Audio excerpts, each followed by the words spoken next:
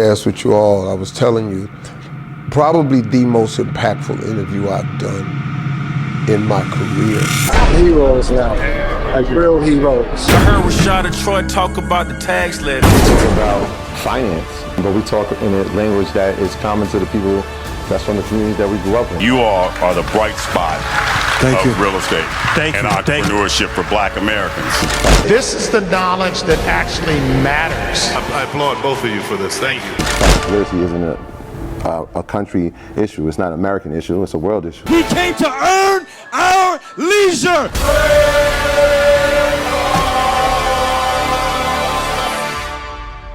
All right, guys, welcome back. Yeah. EYL, we got a special episode. This is something I've been looking forward to, actually. You know, us, obviously, is a business platform, and we always talk about things that may not be well explained, I would say. You know, a lot of things are kind of surface level when it comes to business, especially on social media. But you got to have a deep dive, and the only way to do that is to actually talk to people that really know what they're talking about. Yeah, the people that really, really do it. I think one of the things early on was like we get to talk to the people who do a lot of the behind the scenes things that people don't realize that a lot of people are benefiting from. And today's no different. Today's no different. Ian Schwartzman. If you're a fan of the Joe Budden podcast, which obviously you guys have millions of fans of that, I'm sure you know who he is. I thought you were going to leave with Ian and Mark, if you're a fan of that. Thank you. That's my guy. Now we're talking. Who gives a shit about the Get business? on that show. No, I'm just kidding. I'm kidding. We're definitely going to talk business. But yeah, I mean, I think everybody kind of knows you, but they don't really know too much. They know something. They see you a lot. Yeah. They hear about They me. hear about They hear you, I about think. you. They hear about Yes, you. this is true. I don't think they see him a lot. I think they No. hear about him. They see a tweet, but it's like, you know, I don't think that they really have heard long form conversation and his thesis on a variety of different things. Like it's more a tweet or, you know, kind of like a. They get flashes of it. You'll see clips on it. I know you had the show where y'all were talking with, you know, your significant others. Yes. So that was very Pod wives. A little bit more of you was being displayed to the world. I don't know if that was the side I wanted displayed, but there we go. All for the betterment of the network. There you go. Betterment of the network, man. Anything to make the network go. So we're going to have an interesting conversation. We got a lot to talk about, and it's perfect timing as far as the Yes, it is. Oh, my content God. game is concerned. But first and foremost, thank you for joining us. Thank you for having me. I'm a big fan of you guys. No, I appreciate that. You guys do the one thing that I feel like there's the biggest gap with, which is the financial literacy, the business conversations that actually matter, that make the wheel turn. So I'm honored to be on the show. I appreciate you guys having me, and I feel like we're going to have a really interesting conversation. Yeah. For sure. So, all right, we're going to get into Netflix. We're going to get into the state of podcasting. Uh-oh. But before we start, let's bring it back. So, Okay. And let's really figure out exactly who Ian is. Oh. Are you Joe Budden's business partner? Are you his manager? How did the relationship start? I know you manage other people. Yes. You manage, you said Remy Ma, I work with Remy Ma, Primo. DJ Premier, Papoose. Royce the 5'9". I work with Royce. I work with Brady Watt and Joe Budden. Okay. So what is your relationship with the Joe Budden podcast? I am Joe Budden's business partner. So you own a part of the show, network. Your equity. I would owner. say, I would say it's even deeper than that. Okay. The word equity is, you know, that's a loosely thrown around term nowadays. But I'm an integral part of how the business was formed and how the business operates and runs today. So yes, I'm definitely an owner in the Joe Budden Network. However, I will say this clearly that the Joe Budden Network is owned by Joe Budden, which is a very important piece. And I don't mean solely, but there are no angel investors or majority shareholders. It is owned by Joe Budden. Yes, my involvement is there. I do have ownership there, but it's in a very unique way. And Joe and I have found an ability to work together that has set us apart from every other business relationship you kind of see in our space, which I think is played to our benefit and to the benefit of like the podcasting and multimedia space at large. This is it's interesting because obviously since you've been with the show, there's obviously been a shift in the direction of the show. How did you two first meet? Is it from managing the other artists in the world of hip hop and then getting involved in his career in hip hop, or was it like, hey, they've got something going on in there that's interesting that we can help elevate? It first started through Parks. Shout out to Parks. So Parks was DJ Premier's engineer, and him and I had a very close relationship. I had been managing DJ Premier at that point for 5 years, and we were doing really well. And I guess at the same time, Parks was also Joe's engineer for his musical career. So one night when I was with Preem and Parks pulled me aside and said, look, I know Joe needs management. He needs someone who really understands the business well. Can I introduce you to? I think you guys would be a perfect fit for each other. Which the rest of the industry, when I started poking around, felt the exact opposite. They thought we were oil and vinegar, Joe and I, and it would never work. So Parks introduced us, brought us together. We had a couple of meetings, and we actually realized that a lot of our sentiments were aligned. Joe was at a point, and I know he doesn't mind me saying this, where he's like, look, what I'm doing isn't working. I need someone who actually understands the business, understands what I bring to the table, and can help show me a new way. And those words resonated with me really deeply because I was tired of just playing a business position. I wanted to have more of a say in the strategy, the creative strategy, and a new way of doing business. And this goes back, I've been with Joe now almost 10 years as of April. So him and I have had a long run together. And yeah, I mean, Joe and I's history starts with us doing a final album, Rage in the Machine, that we did with A-Rab Music and Empire, and me securing him his first true independent deal that we still make money from every month to this day, almost 10 years later. And when we were on the road with Keeb over there, my partner, it was me, Joe, Parks, Keeb, and a few other people. We were halfway through the tour and promoting this album, and Joe turned around and said, I'm done with this stuff. He was absolutely ready to stop the music side and get into the multimedia and broadcast side. And I said to him, okay, good. Well, that means we have to put this down completely and hyper focus on what we want to do with the media side. And one little thing I want to preface my entire relationship with Joe is, the very first time I met him, I told him, I'm really not that big a fan of your music. I was more a fan, seriously. And I know that sounds harsh, but 8 minutes didn't do it for you. We weren't even 10 minutes into a meeting, and I was like, I'm really not the biggest fan of your music.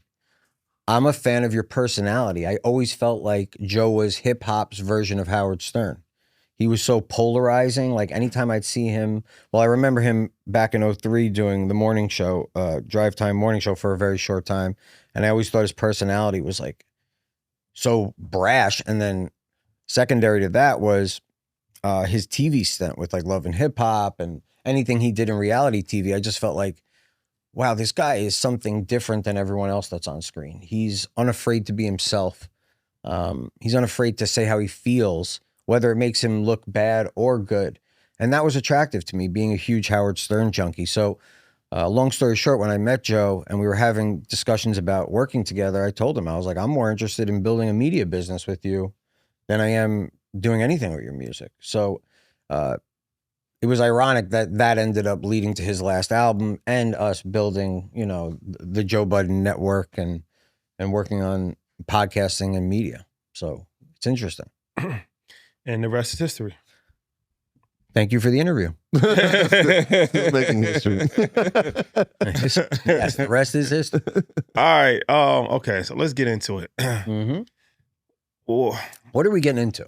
Everything. Yeah. There was a lot. You guys know too much, so I want to. I want to get into real stuff because if not, we're wasting time. We're family and friends. We We are. We got it. Yeah, we got it. We don't have time to waste. We don't. I mean, literally, like things are happening so fast in the landscape that I'd be worried if something like this doesn't come out, actually, because no one knows shit. Let's be honest. no one knows anything in this space. Everyone's doing the same thing they did in hip hop.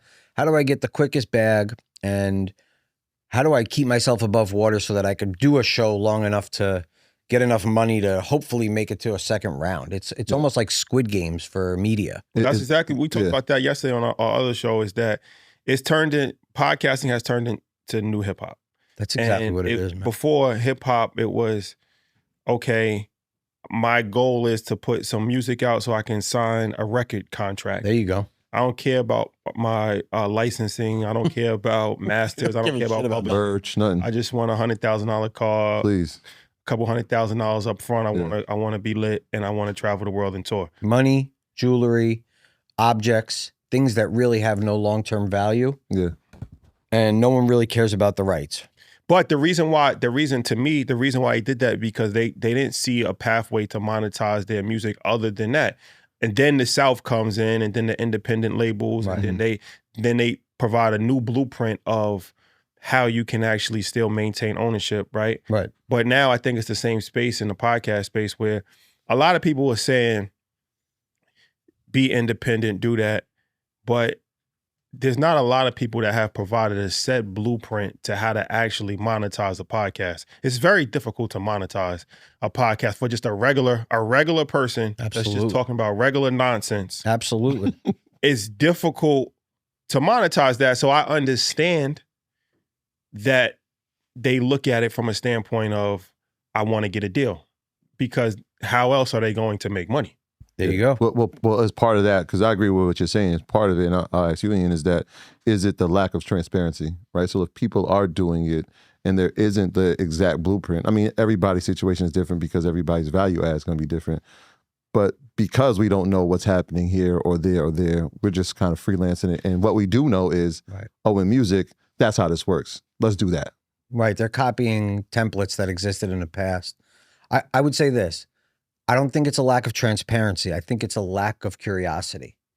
I don't think there's enough people asking the right questions. There's not enough people knocking on doors that matter. Everyone's sort of following the herd, so to speak. If 90% of the industry's looking for exclusive deals because an exclusive deal means you're getting a guaranteed check, then that's what the industry at large learns, which is why myself and Joe are so animate about putting out publicly some of the partnerships and directions we're going in that are the exact opposite of the rest of the industry. I mean, yes, this is a repeat of the old school music business. Everyone's looking for a way to survive and eat. Okay, so that's the premise of the whole thing. But the biggest problem that I see is no one knows how to build a business. So like, you guys are amazing at teaching financial literacy, but who's teaching creators how to build businesses? Because in my mind, first of all, I'm a new dad. I have a 4-month-old daughter. Congratulations. Thank you very much. That's my proudest achievement. Forget the business and all that stuff. That's great, but that's my proudest achievement. But something I look at that's impressive to me and is very interesting, and to me is the litmus test of what's coming, is in 10 years, I don't think my daughter and her friends will be looking for jobs at a restaurant as waiters and waitresses. I think they're going to be content creators. Okay, because I think that's going to be far more accessible and normalized than going to get a job at a retail business, a brick and mortar business, a restaurant, a bartender. And so what's happening right now is the separation of people who are inquisitive enough to research, how do I turn this into a business, this media thing? And the people who are like, okay, I see what these 10 people I look up to are doing. How can I mimic them? And if 9 out of 10 of those people are just taking deals where they're giving up ownership and relinquishing their IP, then 90% of the industry is learning the wrong thing. My goal with Joe is not just a selfish, we want to succeed goal. I truly believe, and I said this in a spaces with Joe and Danny from The Stop last night, I said, I want to give the information out for free. I don't want money for any of it, because I want to be in an ecosystem where some of the people I may want to sign, do business with down the road are just as knowledgeable as me. I don't want to be working with people that are lost in the abyss, aloof, don't have a clue how to do business, because then it's me teaching you everything. So what's the blueprint? Because I've said, I mean, I can give people our blueprint, but our blueprint is unique. But why, hold on, why is it unique? Well, is it unique, or is it just that it worked for you? It's a niche category that we're in as far as finances. So take that back. It's not unique. It's your category is niche. Your business model is actually just you guys understanding how to do business. And that we got to stop making doing good business taboo. Why is that such a mythical thing? Business is business. It doesn't matter if you're selling cars. It doesn't matter if you're selling content. It doesn't matter if you're selling CDs or vinyl. Good business is good business. We are accustomed in music to taking bad deals because we need to. Mm-hmm. And that needs to be eliminated. That, from an integral point, needs to be eliminated. This is the revolution of the multimedia landscape. D2C, direct to consumer, is the new path. If everyone's out here chanting, go sign a deal with Spotify, go sign a deal with Amazon, and I don't think it's a bad thing if you do. But if that's all you hear, then how do you know what your capabilities are in a direct-to-consumer marketplace? But most people are lazy too, though. They don't want to. They don't want to really be independent because there's a lot that goes into being completely independent. There you go. They want to take risks off the table. Well, there you go. Yeah. Well, this is something we should talk about. You can de-risk yourself, but then don't expect upside. Be okay getting a salary, and stop looking googly-eyed at your company that you work for when the owners get all the upside and saying, "Where's my piece?" Well, you don't get a piece. You were de-risked. It's called plug and play for you. You think there's a happy medium that you can sign and still have some level of independence from the ancillary thing? Because I always look at podcasting as not necessarily the content that makes money, it's the ancillary things around it. No, the content can make money, and that's where I want to help you. We're trained to think, and we've been trained more specifically in recent time to think that streaming, let's talk about music and content, that streaming has devalued IP, whether it's music, content, audio. It's not true. It's just that no one's taking the steps to see what their value is, where it really stands. Because if all you're doing is signing exclusive deals, you're de-risking yourself. You're also putting a ceiling above you that says, I'm worth X because company Y says this is what I'm worth. Mm-hmm. But the calculation's wrong. What they give you in a deal is not what you're worth. That's what they're willing to pay you. Their calculation on you is what you're worth, but they don't tell you that. Right. If I work at Spotify, right? Yep. And I come to EYL, I said, guys, I want to give you an exclusive licensing deal. I want your audio, I want your video. I'm going to give you $1 million a year. You say, no, Ian, I'm not going to accept $1 million. I'll accept 1.5 million. But back in my calculator, I've already done some crunching of numbers that says, I'm going to make 3 million off of them. Let's give them the 1.5. You don't ever get to know you're worth 3 million. Well, that's part of it is that how to, even coming up with valuations, it's tough. It's not language that gets spoken about. Like, how do we even know what it's worth? Right. So like, good question. Or how do we even know what the numbers are? Right. Really, if you really want to be technical. Well, I'm going to tell you how. How? Now, you guys, this is something you're familiar with. We've built an enormously scaled business with the Joe Budden Network at Patreon. So here's the thing. You can't know what your value is with a streamer if the streamer has come up with their own formula to pay you out. Mm-hmm. For every 1,500 streams, you get the equivalent of one album sale. Well, then how the fuck am I supposed to really know what I'm worth? But if you're at Patreon and you say every piece of content a la carte that you want to watch on my Patreon costs $10, and every subscription that we offer to a customer is either $5, $10, $15, $25, or $50 per month, then all of a sudden you can figure out what you're worth. Your fans will dictate it. It's not a guessing game. And that's where I get frustrated. This is real quick, because there's that moment, I'm sure most people were looking at it maybe 5-6 years ago when the Spotify situation did come up. Yeah. And you guys say no. Yeah. Right. And then Pivotal moment in the industry of podcasting. Yes. But go ahead. Right. And obviously Patreon. We were on Patreon, understand how Patreon works. There was like some creative things that were given to you guys or earned by you guys. The moment when I believe it was Wall Street Journal puts out the article this year. New York Times. Talk about conviction in the belief of what you guys had to the point of this year when it's like, we told you. Yes. Talk about that.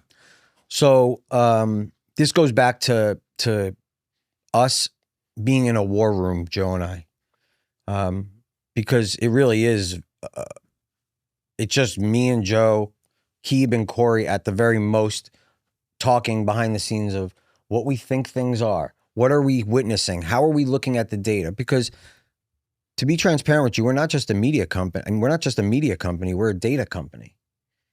I have been collecting the data from every platform that will provide it for us for almost 10 years. And so I'm not looking at stats or analytics anymore. I'm looking at a blueprint. I'm looking at a story. The numbers tell a story. Who's listening, where they're listening from, what times they're listening, what's the retention rate.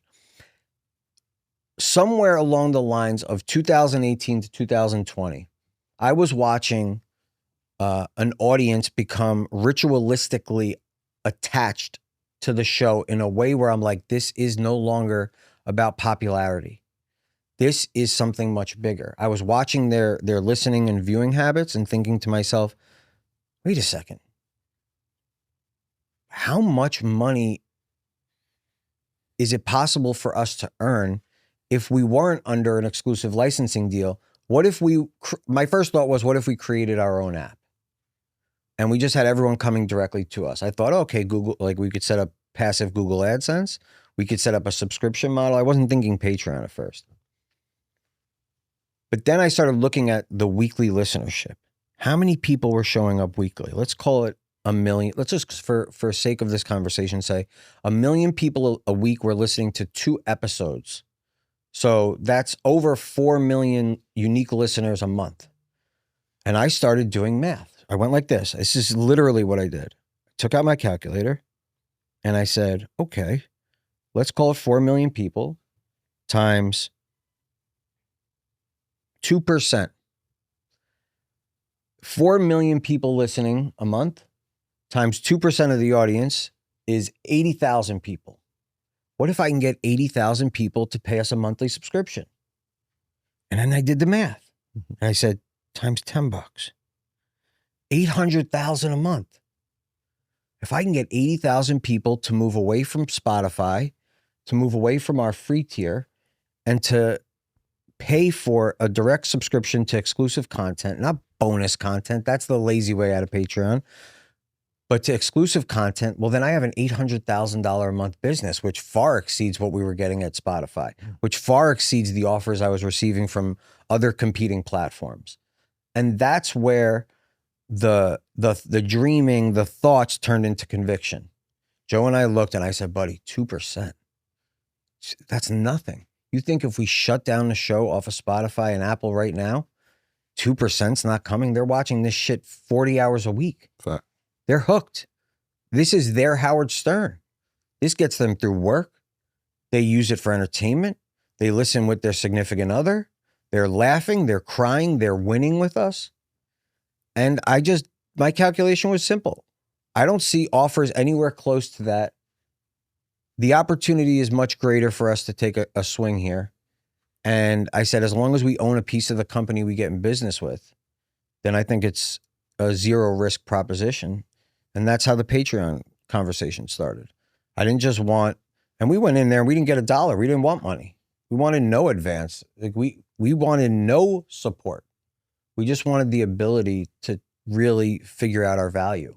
And we wanted skin in the game with the company we were going to bring that value to. And we got both. So let's talk about this Patreon situation. You guys, Sure. You're the number one Patreon? Number one, yes, have been number one for quite a long time, but we are the biggest network and creator to ever touch down at Patreon. Okay. Factually, actually. So Patreon, let's really break this down because sure. A lot of other people have followed the Patreon model. Yes. I'm not really sure how well it's working out for everybody. Definitely. And then there's other people that have different variations of it. 85 South, they have their own app. That's great. And like I said, the reason why I said that our situation is a little different is because me personally, right, I don't see the value in charging for content. We have a paywall, but our paywall is a subscription-based model for our educational services. Which I think is beautiful. But that's a kind of a form of a paywall, right? So I think that there's different ways to kind of have different levels of paywall. But you guys do it where you're still putting out free content all the time on YouTube. Then you Absolutely. Then you have the Patreon model. Like I said, people have tried to just go full Patreon. People have tried to do what you do. Yeah. 50-50. Yep. I don't think it's working for a lot of people. I don't know. I haven't studied analytics. So why is it not working for everybody? And what are people doing wrong that you did right? That's a really cool question. I don't think it's not, to answer your question, I don't think it's not working for people. I don't think people are working for themselves. I think people come up with every excuse in the book why things aren't working. And what they're not doing is sitting down with one or two people that they have a chemistry with on the business and creative side to say, what have we not tried yet? Okay, my formula isn't necessarily going to work for EYL. EYL's formula is not necessarily going to work for Joe and Jada. Everybody has a different audience, right? But what I think happens is people hit a wall quickly, which we've hit so many walls. And based on what you do after you hit that wall determines where you land next. And I think it's not that it's not working for people. I think it's people aren't taking enough initiative to work for themselves. This isn't the land of like, if A doesn't work, that means B through Z isn't going to work. You have to be willing to try some things. You have to be willing to say, I'm only putting out one piece of content a week. Well, maybe I need to put out 5. Maybe I need to release every day until I start to get a gauge of what works and what doesn't for me. And so I also want to make clear, the scale of our business is not something that I think every business is going to have. We're the unicorn. Yeah, of course. So let's not compare apples to oranges. But it's still something that you could, it might not be. How much money you making on Patreon? You saw it in the New York Times. $20 million? Was it accurate? At least $1 million a month. Okay, so you're making $1 million a month on Patreon.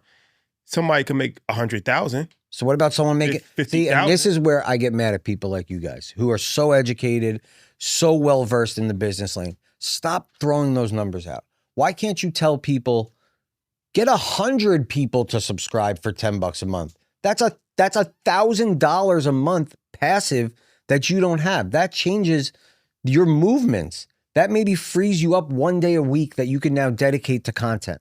Everyone's looking to be a millionaire. I'll be honest with you. I never even considered the numbers we're doing right now outside of a calculation based on listenership.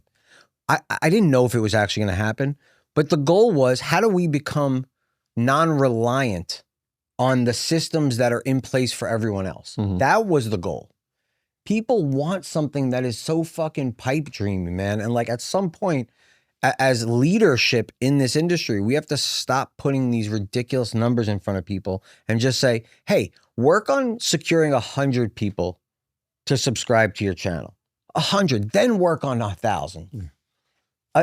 My theory is 1,000 paid subscribers changes your world forever.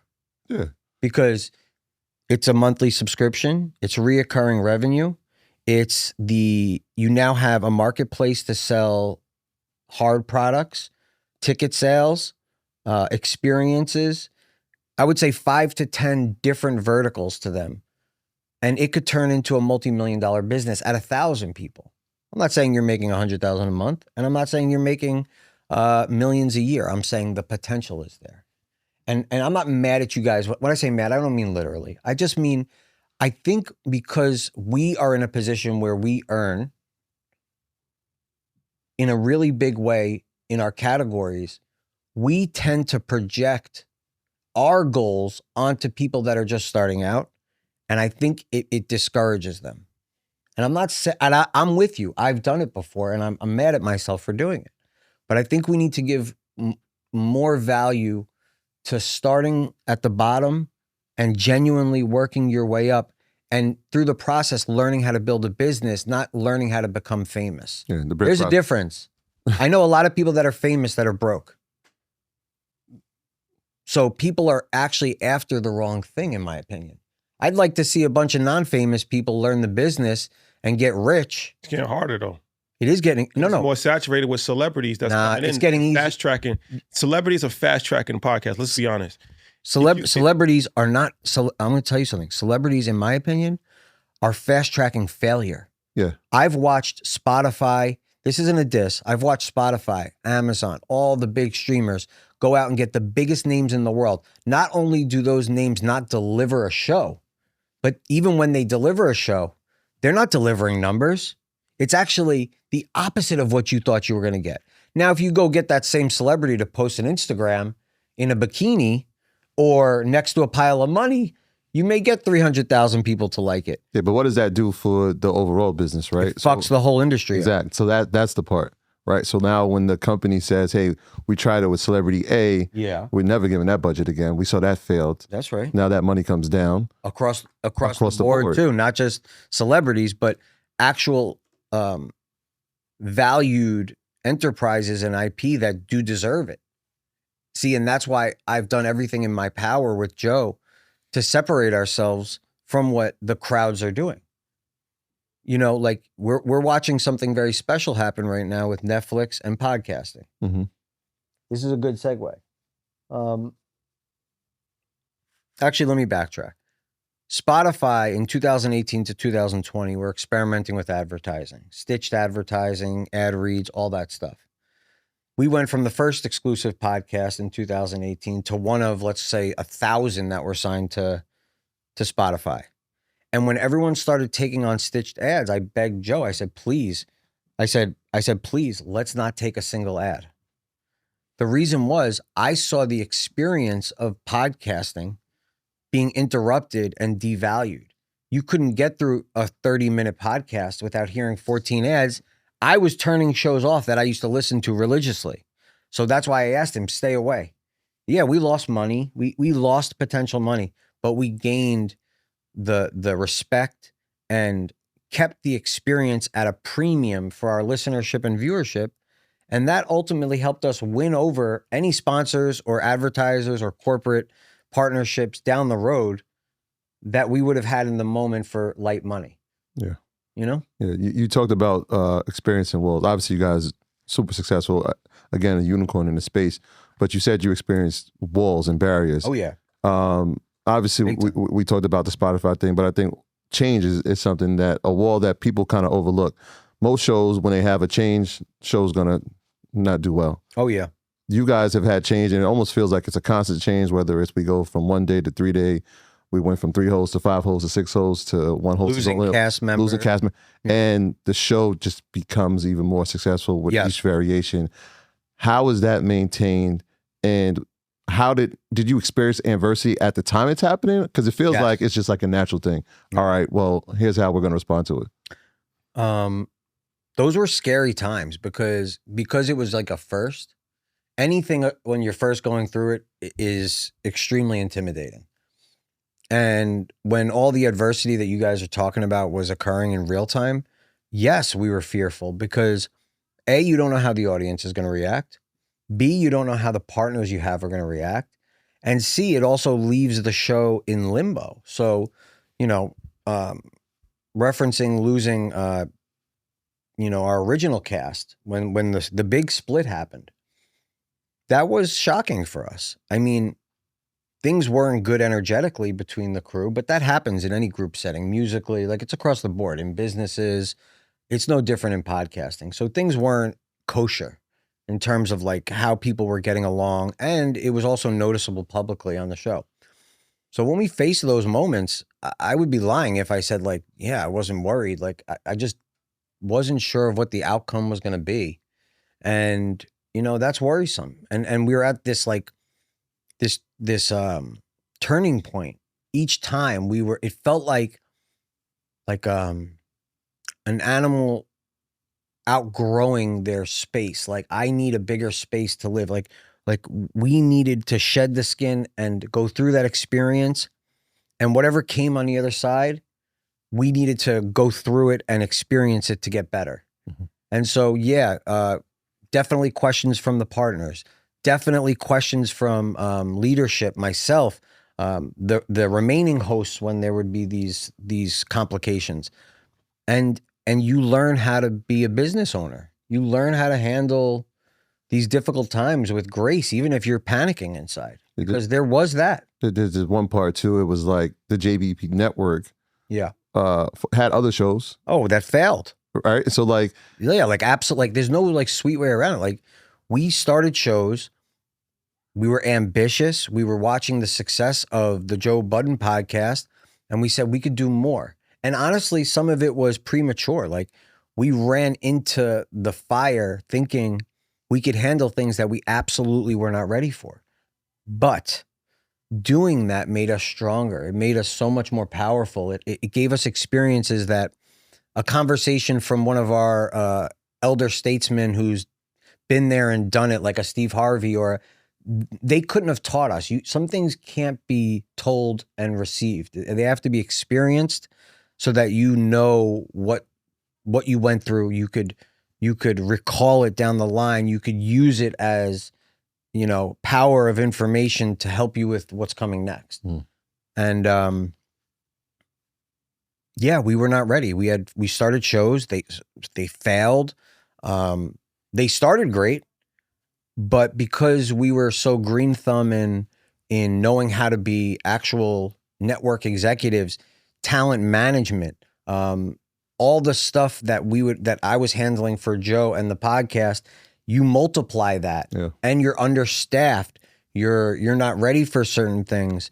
It could have drowned us, but it didn't. We never let it really go that far. You talk about Netflix. Let's get into this conversation. So Netflix shaking up the industry. They just signed some of the iHeart podcasts. Yes. Yeah. Breakfast Club, Joe and Jada. Like 19 shows. So I spoke to Charlemagne yesterday actually about this. Yeah. And he had an interesting take on it. What was his take? His take was that it's beneficial. You don't really know exactly how it's going to play out, but it's beneficial from the standpoint that YouTube has been taking advantage of creators for a long time, and that there's no alternative to YouTube. Netflix, obviously a higher level of production. So is it? Traditionally, Netflix showed like you have to, even if you're filming a documentary on Netflix, to my understanding, it has to be done with a certain level of camera, or they're not going to even 4K. So YouTube, you could do anything. You could put anything on YouTube. Yes, but okay. So keep going. So he was just saying that he felt that, like you said, he wasn't 100% sure of like the total outcome, but he just feels like, okay, Netflix it's a situation that could potentially shake up the industry and that I agree with. Add more options better. I agree. Than having like a monopoly in a sense, as far as just YouTube controlling all of the content. And then I look at it from a standpoint of like, obviously that's going to come with a certain level of guarantees as far as money, going back to this situation. It also, some creators might be a little scared and nervous because it's like, me personally, I'm going to be watching a lot less Breakfast Club content, not because I don't like the Breakfast Club, but I'm not on Netflix. I'm on YouTube all day on my phone. Right. Netflix is something I have to actually take time, sit down on my couch, 11 o'clock at night, scroll, put the television on. I make a conscious decision. I've never really watched Netflix on my phone, other than if I download a documentary on a plane. Right. But if I'm watching just a random interview, I'm in the spur of the moment. I just want to listen to it on my car. You want to hit YouTube, get in, get out. But Netflix also, they have shows that have Diddy documentary has like billions of streams already in a couple of weeks. So true, they've pushed it to their audience too. So things can go viral on Netflix as well. Things do. Okay. Netflix coming in the podcast industry. You talked about it. It's kind of reminiscent of something that happened a couple of years ago. So let's have this conversation. Sure. I think Netflix and YouTube are at war. Podcasting changed the habits of listenership and viewership. Netflix and YouTube are at war with cable television viewers and podcast listenership across all DSPs. vodcasts, which are the video side of the podcast, are becoming so relevant and so imperative to premium platforms that without it, all you have are 10 to 12 episode programmatic shows like Ozark. And those take 6 months, 2 years to make. And then after 3 days of being out, what are people watching? What they've realized is what we've been saying for a long time. We're putting out 2 episodes a week, 3 hours each. We're giving, this is just publicly. So the Joe Budden podcast gives you 6 hours of free public and then another 6 to 8 hours paywalled. So we're talking about between 12 and 20 hours a week. We own the market share. Netflix looks now and goes, what Spotify did back in 2018. Holy shit. We're paying the labels all this money for the music licenses we have. But what if we enter the podcast market space and don't have to pay the labels their share because we're doing original audio with podcasts? That means we don't have to pay the labels. We can collect profits every quarter, which means our stockholders will invest more money because they'll get a bigger dividend. I think the war is starting not only between YouTube and Netflix, but it's YouTube and Netflix trying to figure out how to take over the most listened to and watched content in the world, which is podcasting. This goes back to my vision for what my daughter is going to do for her first job. They're betting 10 years down the line right now. They don't give a fuck what show. This is Netflix. They don't care what works and what doesn't. That's why they're not negotiating with individual shows right now. Now, I don't know what your conversation with Charlemagne was, but he didn't negotiate that deal with Netflix, right? iHeart I don't know if right? he did or not, but it was iHeart. It I'm was saying iHeart's the beneficiary. iHeart. It was a suite of iHeart podcasts. Yeah. Key word, it's a suite. iHeart was approached by Netflix. And now I'm speculating. I don't really know if this is how it works, but I'm using my better judgment. iHeart was approached by Netflix. Netflix came up with a really beneficial situation for iHeart to take their vodcasts and put them on a platform like Netflix. Not one at a time, a suite of them. And we just saw this recently happen with a competitor, Spotify. Bill Simmons and The Ringer, they announced 14 of, I'm paraphrasing, 14 of his shows were going to be the first offerings from Spotify to Netflix for their partnership with Netflix. And my first thought was, didn't they buy The Ringer from Bill Simmons? Yeah. So that means Bill Simmons didn't negotiate with Netflix. I'm sure he's pretty angry right now. I'm sure Spotify gets all the upside of the Netflix deal. I'm sure iHeart gets all the upside of the iHeart situation with all their shows. And so what they're doing... But iHeart doesn't own... We talk about this downstairs. Breakfast Club is different because that's an iHeart entity. The individual shows, I don't know this for certain, but I know it. What shows are you referencing? Just give me a couple. Joe and Jada. They own their own show? They don't? I'm asking. Yeah, so it's interesting. Do you know? No, I don't know. No. Only because I was on the phone with iHeart yesterday. Okay, yeah. I was literally Tell on the me. phone Because I wanted clarity for it. So a lot of what's changed is that what you're talking about is 100% correct.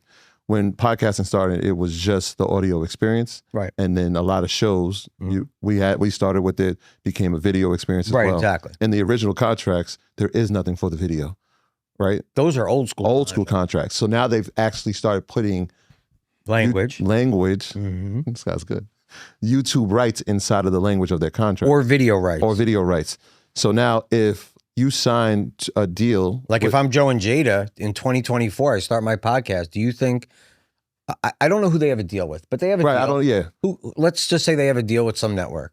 Do you think that their deal didn't include video rights in 2024 and 5? Yeah, and I'm sure it did because the language has changed. Even in negotiating contracts, and even with us, like in our contracts, it was like, no. What's the matter? No, it's real. These are real conversations. It was like, look, not something that we're interested in, right? Because we built this independently, right? Of course. And so most people don't have a video component of their podcast. Today's day, they do. Labels know that. Labels being the powers of the corporation. The corporations. And so now it's in the contract. Yes, right. So, And they'll throw a little bit more money in it. Okay, when you say standard, hold on. Let's not just lump because we can't do that. What's the matter? You afraid of offending somebody? No, what can't we do? What is going on here? I don't know anyone's contract. No, I'm just saying that what iHeart and the Spotify's of the world are offering now. I'm saying for us, we've never given up any level of video at all. That's what I just said. But I know that there's other people, 85 South, they never gave up their video. But so now think about, when did they start? They started a long time ago. Exactly. I'm talking about the newer You're talking about people that's coming into the game right now. In the past 3 or 4 years. You think that they're signing deals off the rip? Yes. That's giving up. No. Stop. Don't ask the question. See, now we're gonna sound crazy. You're not gonna do this with me. Yeah, let me answer. Yes, they are giving up their video rights. Off the rip. Yes, because they don't have any yet. No, because they want a bigger check. That's that part too, and they haven't even experienced what it is to be. But they know that they're gonna. It's not like YouTube is a secret at this point, or they know that video is a major part. Probably more people might even watch the video than they listen to the audio. That is a fact. Well, who knows it better? They know, like you said, they're looking at it. It's the same thing that you said earlier. If they offer you 1.2, and Master P told us this 30 years ago, if they offer me 1, I must be worth 100. There you go. They know if they offer you 2 million or 10 million for your video rights and your audio rights, they know they're gonna make 30 off of it, right? Because no one's investing to get their money back. Right, they're investing to make the profit. There's a margin. Here's the other thing, guys. We're playing games here. We're playing semantics. Joe Rogan took his shit off of YouTube for his check at Spotify and experimented with his video on Spotify.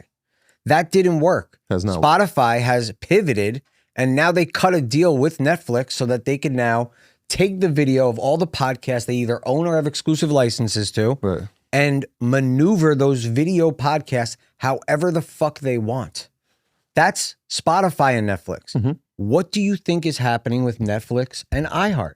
I think, I'm just guessing, iHeart's having trouble making money on the audio side of all their businesses, terrestrial radio, digital. They don't know how to monetize it themselves. Yes, on a passive ad revenue fill, maybe they're filling 30 to 50% of their ad inventory, but that's nothing. That's low-level mass corporate integration with products. They want to see real money. They have to give over an asset that is helping another company gain market share. What helps market share? When you could bundle up 50 shows, 50 iHeart shows that have video components to it, and say, all 50 of these are now property of Netflix. We're going to take 3 of your 8 episodes per show and air it on Netflix. What happens with the creators? They go, yay, I'm on Netflix. But what really just happened is there was an enormous acquisition between Netflix and iHeart.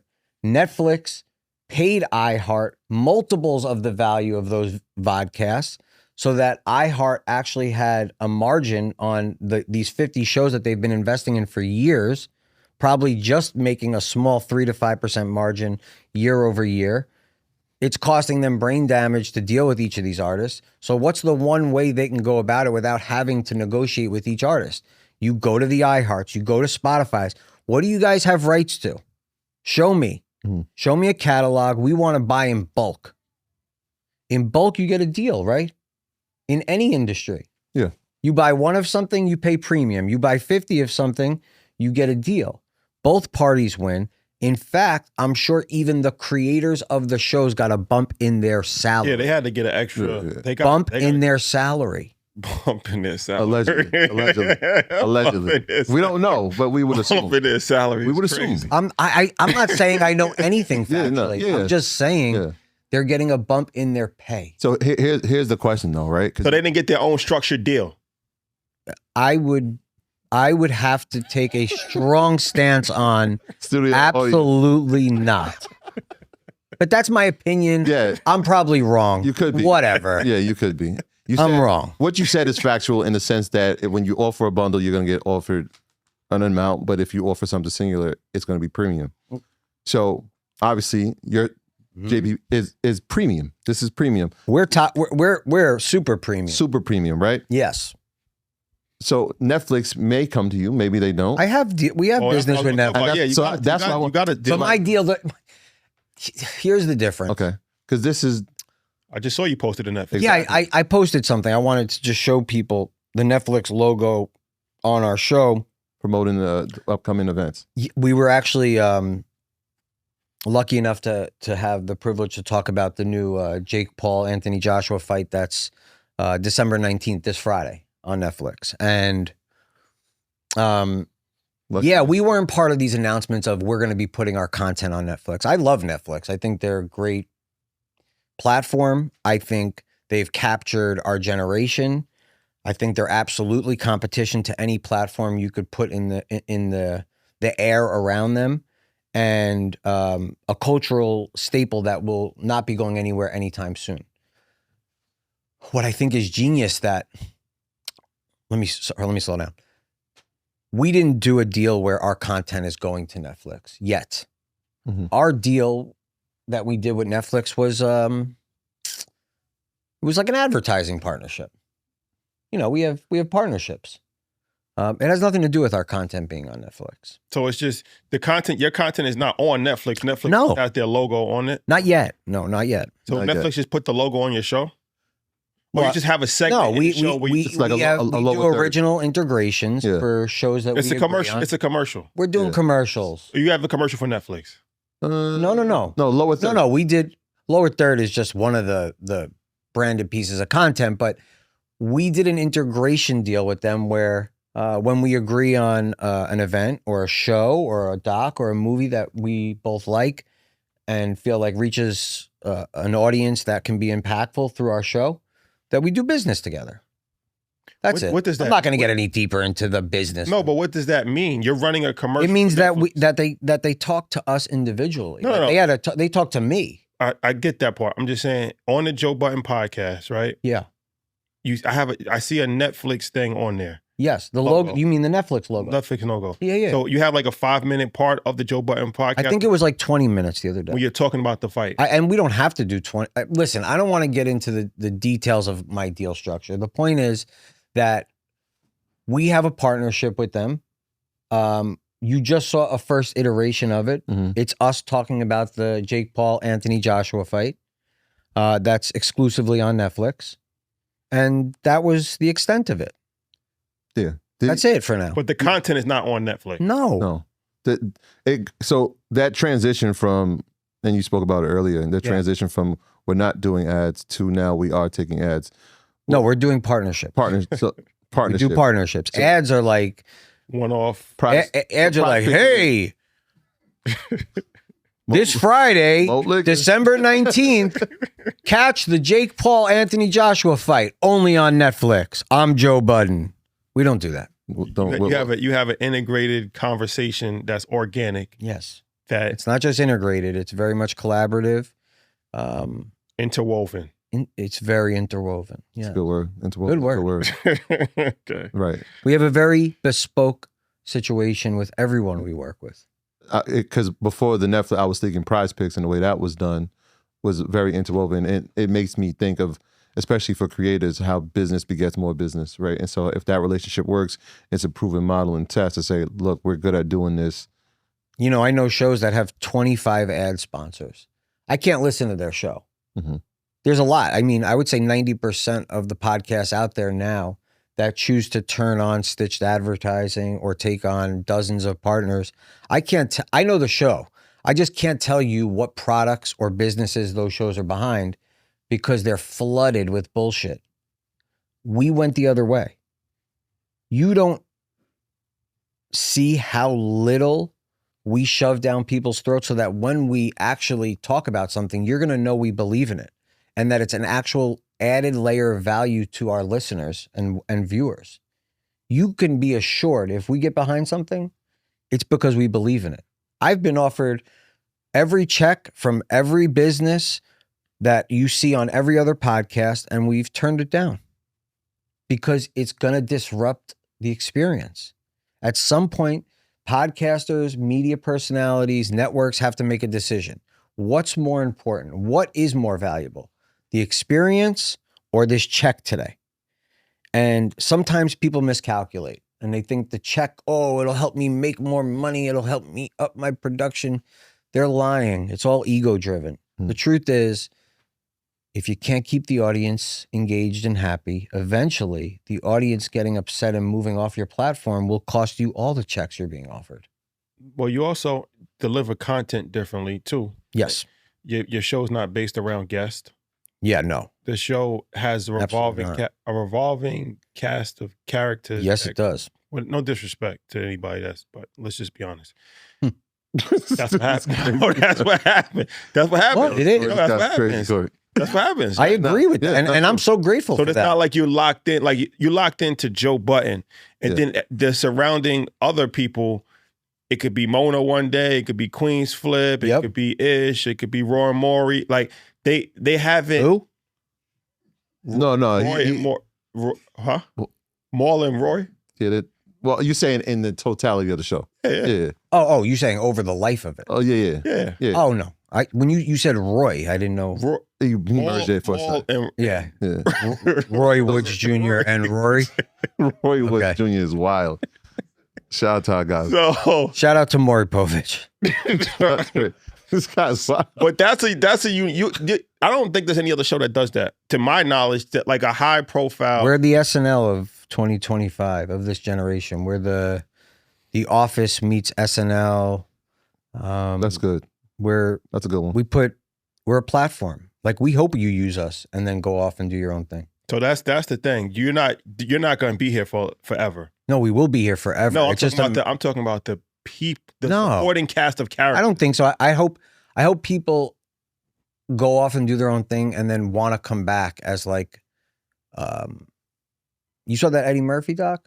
Yeah, loved it. Amazing, right? Loved it. Such an incredible piece of art, but like that, where people are products of SNL, they go off, do their own thing, and then it's like this big deal when they come revisit the set again and, do a monologue or like, I hope that's the long-term play with what we're building, is that we help people launch into all their best capabilities, and then they look at us like we were this trampoline for them.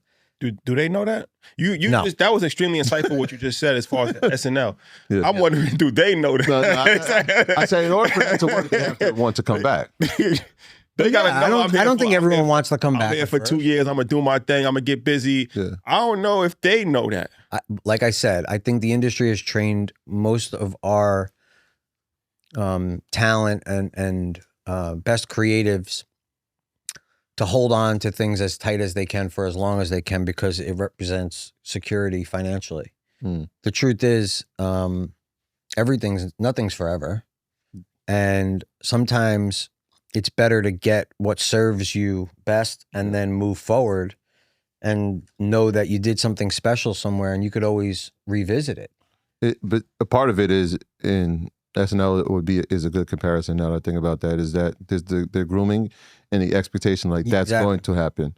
Yeah. Right. So like, is that part of the process too? Like I don't know, but there's not a writer's room for this, right? Like some of those writers, not a traditional writer's room, but we do have like a whiteboard, and Corey can tell you like, that's part of every episode is watching the cast, go up to the whiteboard and show their contributions. And I've seen Joe and other cast members be like, that's not good. That's really good. Let's do that at the top. Let's put this there is a process. Is it a traditional writer's room? Absolutely not. But there is a writer's room, actually. It's just not the conventional way you would expect a writer's room. Yeah. I'm only referring to that in sense of like, yes, those people become cast members. Those cast members come in with the expectation like, this is the platform that's going to get me to the next piece, right?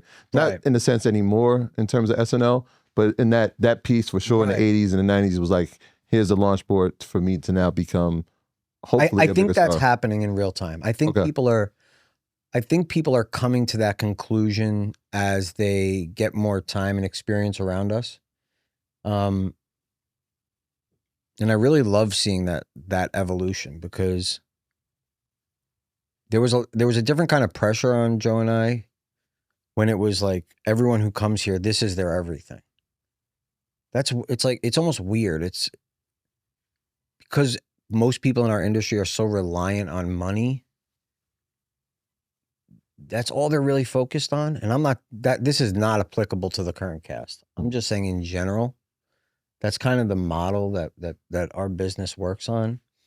And truly, like, I want everyone around us to soak up the things that we're doing, the good, the failures. It's like growing up, man, right? Like, you have parents, and your parents, you get one of two views of your parents. You get the things you want to replicate, the good stuff, and then you get the stuff that you don't like that they did, that you hope you take and say, I won't repeat that with my kids or with my life.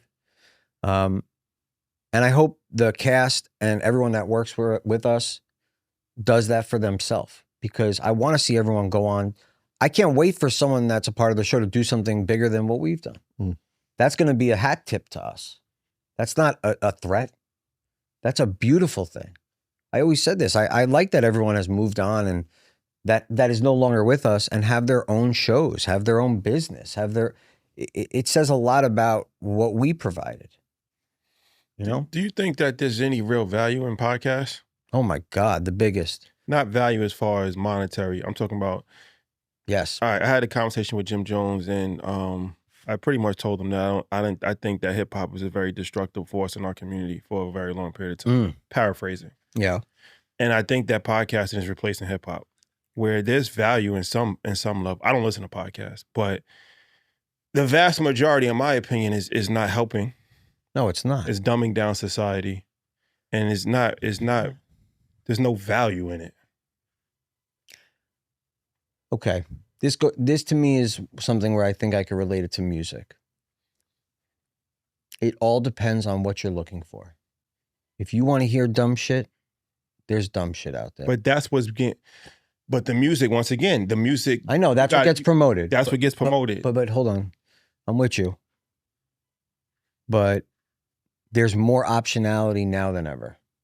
More people picking up microphones, putting out their theories, their interests. It's not necessarily podcasts. I think that word is limiting to, okay, there's creators out there that are talking, making videos, and making original content about just about everything in the world. Educate everything. Like for me, you guys were the first of a show that served educational food for thought in the financial space that I felt like was like revolutionary. It was the first of its kind where I was interested in it. Maybe it was your approach. Maybe it was your tone. Maybe it was your knowledge. Maybe it was a mix of all of it.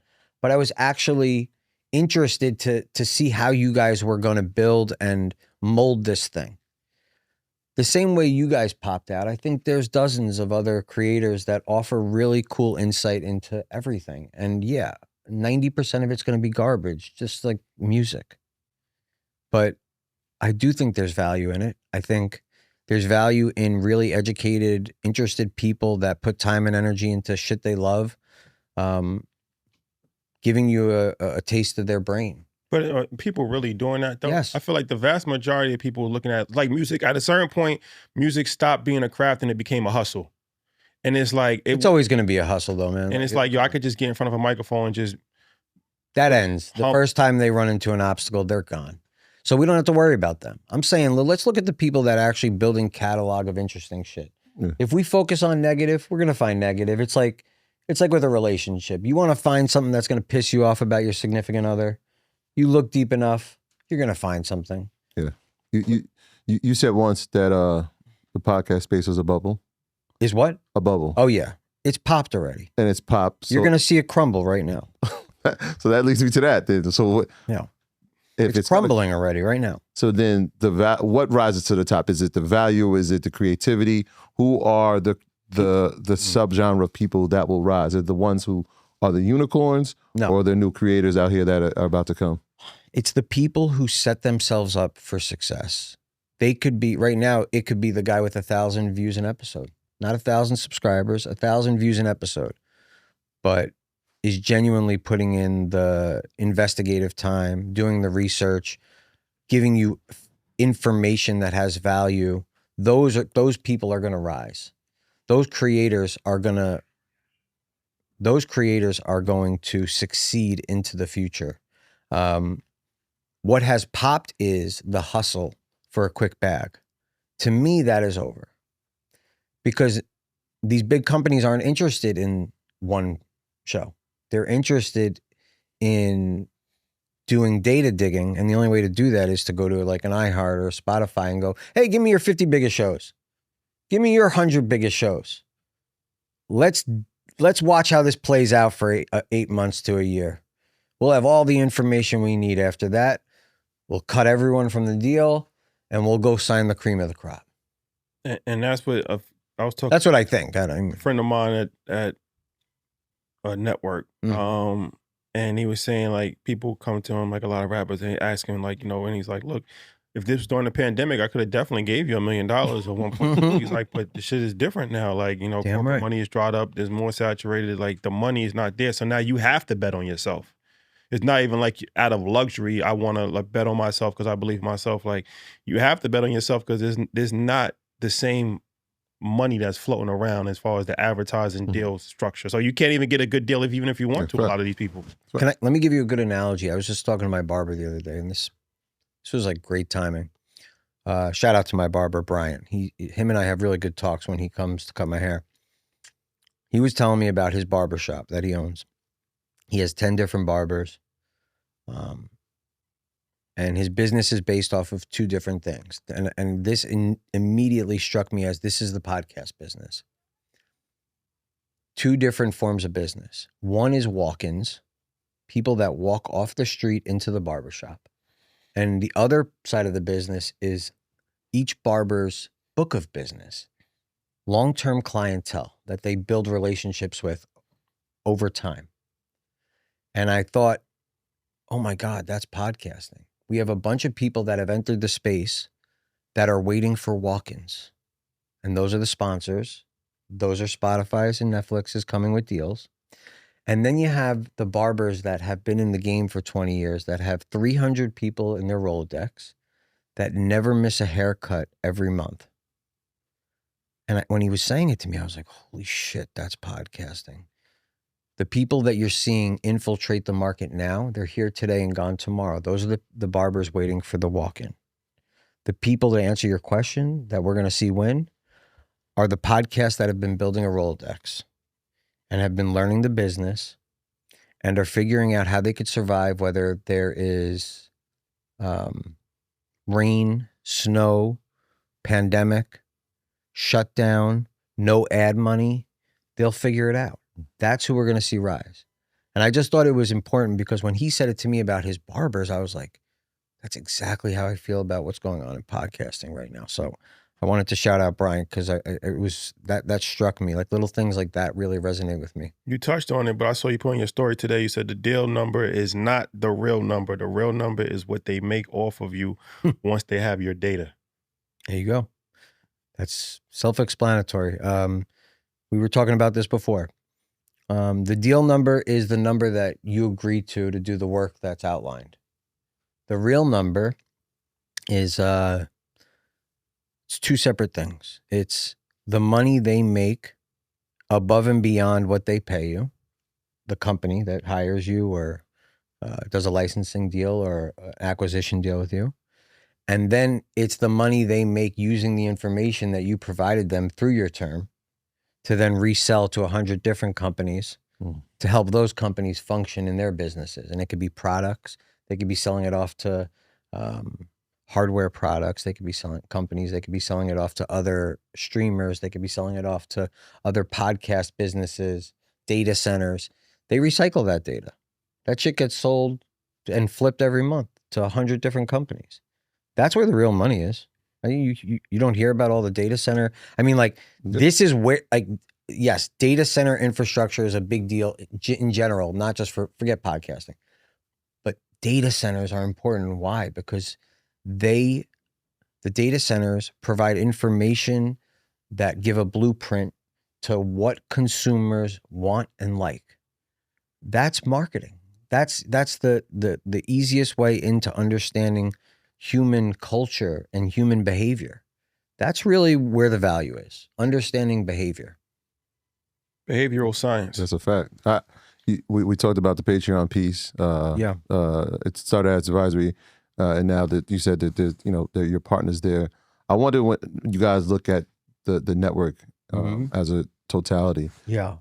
Are you interested in adding new talent, or are you going with the route of we're going to create internal IP when we see like an Ian and Mark show and other shows?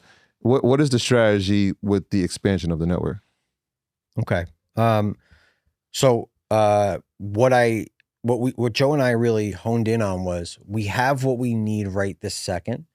Let's double and triple down on stuff that we could do in-house, which is the birth of Podwives, which is, each of us that are on that show and our significant others. Fucking disaster.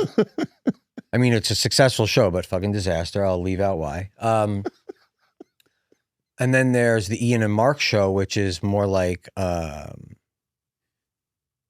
a sketch comedy show with me and Mark Lamont Hill. Us getting in the way of each other trying to create a sitcom. Like that's the like log line of it. Office feel. Yeah, exactly. It's like an office feel. And what we decided to do was create these shows internally that work first. Let's stop reaching outward. Let's stop outsourcing and bringing new people in, and let's see what we could do with the people we already have. And so that's phase one. Do I think we're going to get to a place where we're bringing in outside talent to do one-off projects or different shows? I do think that'll happen eventually. I just know we're not rushing into it. Like there's no race to quantity. There's race to quality. We could do a lot with a little. But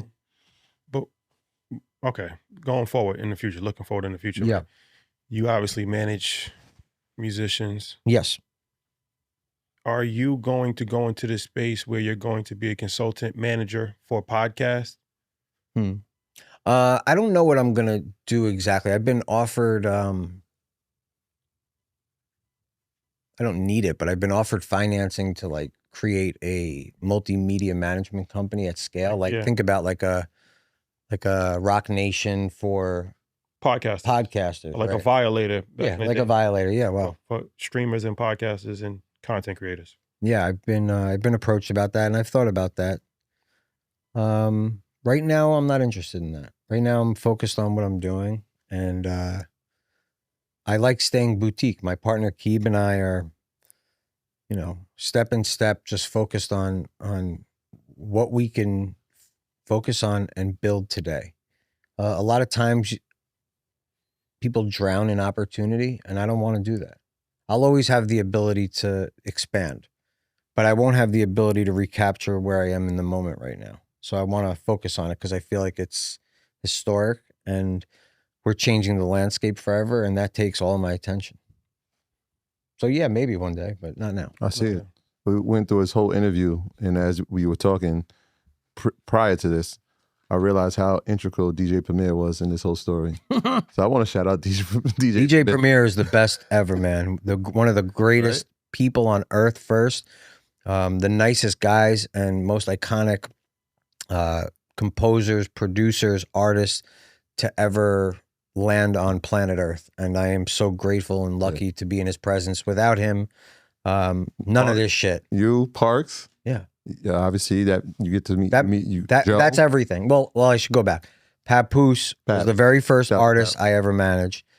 Preem saw me working with Pap, and that's how he reached out to have me start managing him.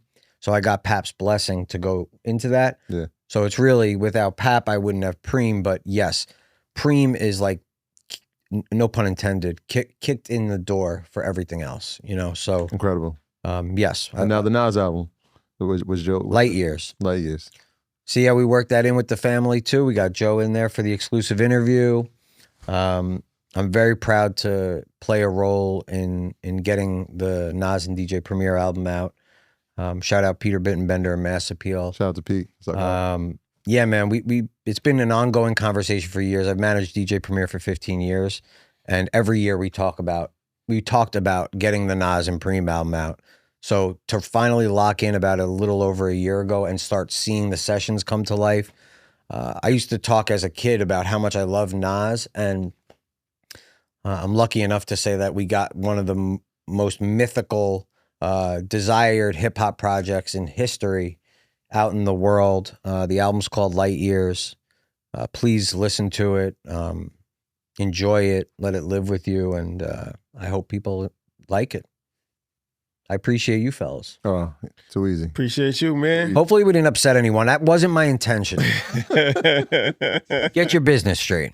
All right, my brother. Appreciate you, man. Thank you. Thank you for having me. Okay. It's a wrap. Yeah. That was good.